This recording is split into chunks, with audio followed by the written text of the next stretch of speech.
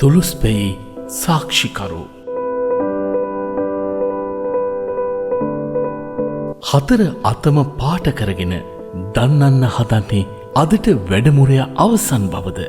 ඔව් වැඩ අවසන් අදට විතරක්. හෙට උදේ ආයෙත් අරමට්න තියෙනවා. සුපුරුදු විලස නොනවතින අරගලය. හෝරා 12ක් විතර නොදකින්නේ මොනවද? කවුරු කාට හැංගුවත් පුළුවන් දහන් ගන්න.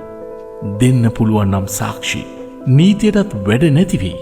හරි වැරද්ද තක්කෙටම දන්න එකම සාක්ෂි නිසා. ඒත් කවුද සාක්ෂි අහන්නේ? ඇහුවත් කියයිද? සාධාරණ අසාධාරණ යුක්ති අයුක්ති හැමදේම නිහඬව නිසලව උපේක්ෂාවෙන් බලා සිට දවස අවසන් කරනවා වැඩමුරේ භාරදී.